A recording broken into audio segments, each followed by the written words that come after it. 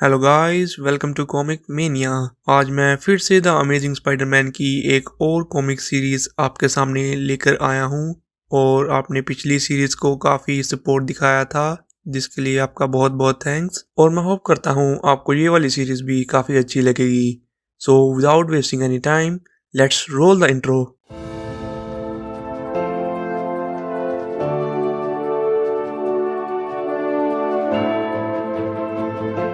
Spiderman जब kingpin से fight करने के बाद जब वापस आ रहा होता है तो उसके मन में सिर्फ एक ही ख्याल चल रहा होता है कि बाकी सुपर हीरोज पता नहीं बिना ब्रेक लिए हुए इतनी फाइट्स कैसे लड़ लेते हैं, क्योंकि अब वो बहुत थक गया था और वो इतनी तेजी से स्विंग करता हुआ जा रहा था कि उसे पास में टावर पे खड़ी ब्लैक विडो भी नहीं दिखती। ब्लैक विडो सोचती है कि उसने स्पाइडरमैन के बारे में आज से पहले क्यों नहीं सोचा, क्योंकि वो उसके हर एक सवाल का जवाब था और अब तो वो एक नया करियर शुरू करने वाली थी। इसलिए उसको स्पाइडरमैन के सीक्रेट्स के बारे में जानना होगा, क्योंकि उसके सीक्रेट्स के साथ ब्लैक विडो को कोई भी नहीं रोक पाता। वो अपनी लाइफ एक सिंपल नताशा के रूप में नहीं व्यतीत करना चाहती थी और उसकी पुरानी मेमोरीज भी उसे अक्सर परेशान करती रहती थी। वो मेमोरीज जो कभी भी उसे शांत नहीं रहने देती थी और अब वो सारी यादें भुला देना चाहती थी, लेकिन फिर भी वो ये काम करने में नाकाम रही। उसे आज भी वो दिन याद था जब उसने एक जासूस की नौकरी की थी,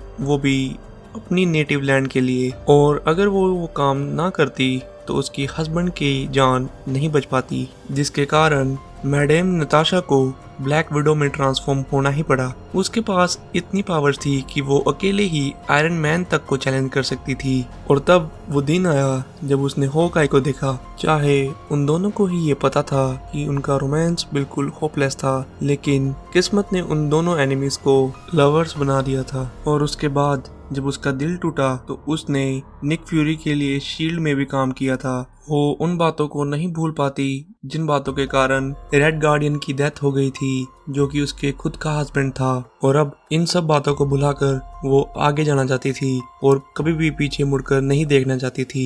लेकिन अब उसे ये भी पता चल गया था कि एक लग्जरी लाइफ उसके लिए नहीं बनी। वो जेट सेट की मेंबर बन गई थी, लेकिन ये काम उसे बिल्कुल भी पसंद नहीं था। इसलिए उसे दोबारा ब्लैक विडो बनना ही पड़ा और पुरानी सारी यादें मिटाने के लिए उसे एक नई कॉस्ट्यूम बनानी पड़ेगी और उसके बाद वो स्पाइडरमैन को खोजेगी। और दूसरी तरफ हम देखते हैं कि स्पाइडरमैन बहुत ज़्यादा थका होता है और वो अपने घर पहुंचने के लिए बेताब होता है। और जैसे ही वो अपने अपार्टमेंट में पहुंचता है तो उसे सामने ग्वेन परेशान दिखती है और हैरी और कैप्टन स्टेसी उसे समझा रहे होते हैं कि पीटर जल्दी ही वापस आ जाएगा। और ये देखकर पीटर जल्दी से अपार्टमेंट में अंदर जाने के लिए तैयार होने लगता है। और पीटर ये सोच रहा होता है कि ना जाने उन्हें उस कमरे में बैठे हुए कितना टाइम हो गया होगा और उन्हें उसकी सीक्रेट आइडेंटिटी के बारे में कुछ पता ना लग गया हो।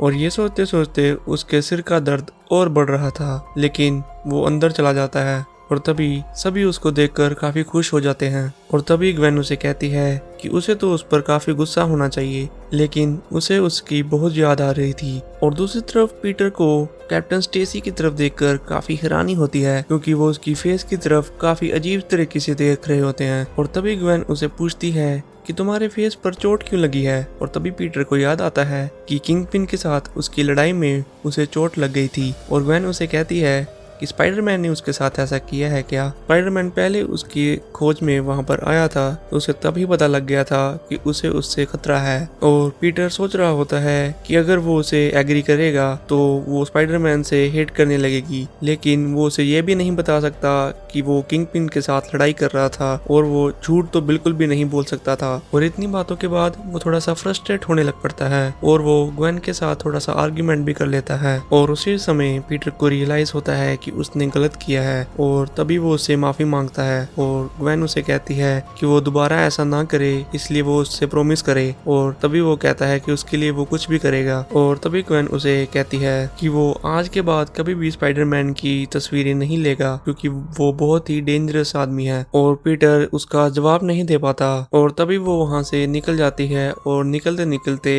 ये कहती है कि जब भी वो प्रॉमिस करने के लिए तैयार हो वो उसे कॉल कर सकता है। और तभी पीटर पीटर कैप्टन स्टेसी से कहता है कि उनको पता ही है वो गन के बारे में क्या फील करता है, और कैप्टन स्टेसी उसे कहते हैं कि वो एक फीमेल है और फीमेल हमेशा अपने दिल से सोचती हैं, इसलिए जब तक उसे लगता रहेगा कि वो उससे कुछ छुपा रहा है तो तब तक कुछ भी नहीं हो पाएगा। और ये कहकर वो वहाँ से चले जाते हैं। पीटर की तबीयत खराब होने के कारण वो सही से कोई भी डिसीजन नहीं ले पाता। उसे लगने लगता है कि उसकी स्पाइडर पावर्स धीरे धीरे कमजोर हो रही हैं, क्योंकि उसको चोट तो बहुत बार लगी थी लेकिन ऐसा फील उसने पहले कभी भी नहीं किया था। इस कंडीशन में वो पढ़ाई भी नहीं कर सकता था, लेकिन वो एक बात को लेकर काफी परेशान था कि वो ग्वेन को नहीं खो सकता था। और दूसरी तरफ हम देखते हैं कि नताशा ब्लैक विडो की कॉस्ट्यूम बना ही लेती है। उसने अपनी कॉस्ट्यूम में काफी मॉडिफिकेशंस की होती हैं और काफी मॉडर्न इक्विपमेंट्स भी लगाए होते हैं। उसने स्पाइडरमैन की नकल करने के लिए रिस्ट शूटर भी लगाए होते हैं। उसके पास काफी पावर्स होती हैं, लेकिन वो फिर भी स्पाइडरमैन की नकल नहीं करना चाहती होती है, इसलिए वो वहाँ से स्पाइडरमैन को ढूंढने के लिए निकल जाती है।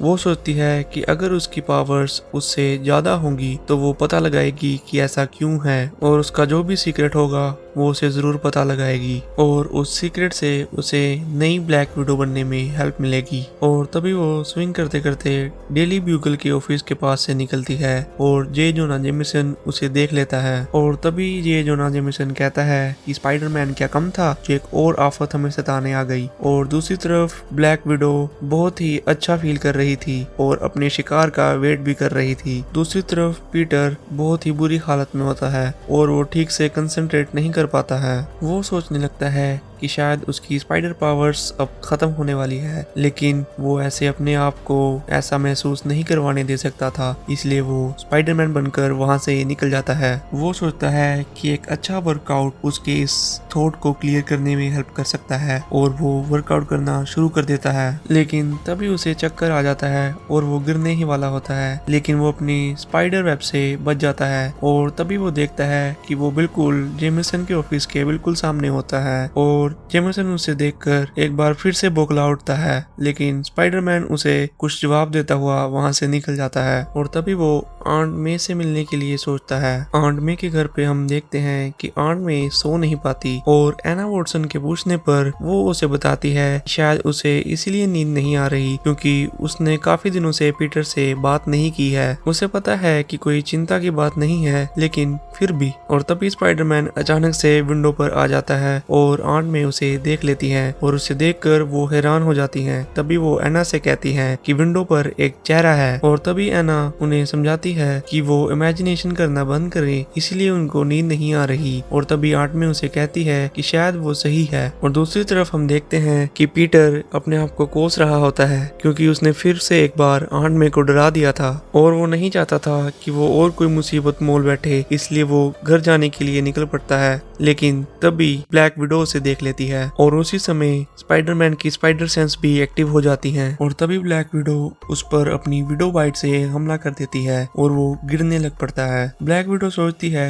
कि उसने इतनी जोर से तो उसे मारा भी नहीं था, क्या वो कुछ मजाक तो नहीं कर रहा। लेकिन पीटर अपने आप को गिरने देता है ताकि उसे पता लगे कि कौन उस पर अटैक कर रहा है, लेकिन ब्लैक विडो कोई चांस नहीं लेना चाहती, इसलिए वो उसे कैच कर लेती है और वो उसके पास जाने लगती है। लेकिन पीटर को भी अपनी स्पाइडर सेंसेस के कारण पता लग जाता है कि कोई उसके पास आ रहा है और उसके पास आने पर वो उसे किक मारता है और स्पाइडरमैन एक फीमेल को देखकर काफी हैरान हो पड़ता है। और तभी ब्लैक विडो से कहती है कि ये इंट्रोडक्शन देने के लिए अच्छी कंडीशन नहीं है, लेकिन उसका नाम ब्लैक विडो है। और ब्लैक विडो नाम सुनकर स्पाइडरमैन बोल पड़ता है कि पहले वो एवेंजर्स में थी ना, लेकिन ये बात इम्पोर्टेंट नहीं है, पहले ये बताए कि उसने उस पर अटैक क्यों किया। तो ब्लैक विडो कहती है कि पास आकर वो पता कर सकता है। और तभी स्पाइडरमैन उसे कहता है कि वहां पर उसे चोट लग सकती है, इसलिए वो नीचे उतर जाए क्योंकि उसका सिर भी इस टाइम पर घूम रहा है। और तभी ब्लैक विडो उसे एक किक देती है और उसे कहती है कि वो उसे भी कम ना समझे और अभी तो सिर्फ शुरुआत है। और ये कहकर वो अपने गैजेट्स के साथ उस पर हमला करने लग पड़ती है, लेकिन स्पाइडरमैन उसका कोई भी हमला डिफेंड नहीं कर पाता है। और तभी ब्लैक विडो को लगने लग पड़ता है कि उसके पास कोई सुपर पावर्स है ही नहीं और स्पाइडरमैन भी सोच रहा होता है कि उसकी स्पीड लाइट कहाँ पर चली गई है। और तभी ब्लैक विडो स्पाइडरमैन को अपनी रोप से बांध देती है और स्पाइडरमैन अपनी स्ट्रेंथ स्टोर करने के लिए थोड़ी रेस्ट करने लग पड़ता है और वो साथ में ये भी सोच रहा होता है कि वो करना क्या चाहती है। ब्लैक विडो उसे कहती है कि उसे लगा था कि स्पाइडरमैन बहुत ही पावरफुल होगा, लेकिन वो सिर्फ एक डिसअपॉइंटमेंट था। वो उससे कुछ सीखने आई थी, लेकिन उसे लग रहा है कि उससे वो कुछ भी नहीं सीख पाएगी। वो तो चाहती थी कि उसे उसकी पावर का सीक्रेट पता लग जाए, लेकिन उसकी तो कोई पावर ही नहीं है। और तभी स्पाइडरमैन गुस्से में उठता है और कहता है कि इस शहर में सिर्फ एक ही स्पाइडरमैन है और वो खुद है। और तभी वो उस पर अपने वेब शूटर से हमला करने वाला होता है, लेकिन ब्लैक विडो ने उसके वेब शूटर्स जैम कर दिए होते हैं और ये करके वो वहां से निकल जाती है। और जाते टाइम वो यही सोच रही होती है कि स्पाइडरमैन बहुत ज्यादा पावरफुल है, शायद वो उसके साथ अपनी ट्रू पावर्स नहीं इस्तेमाल करना चाहता था। उसे लग रहा था कि इतनी ट्रेनिंग और उसके यूनिक वेपन्स के कारण उसके जो पावर्स मिली हैं वो स्पाइडरमैन की पावर्स और स्ट्रेंथ के खिलाफ कुछ भी नहीं कर सकती, और इसलिए उसकी सीक्रेट्स ही रहने चाहिए जब तक कि वो खुद उसे ना बता दे। उसका भी लड़ाई करने का अपना स्टाइल है और ब्लैक विडो का भी अपना स्टाइल है। सो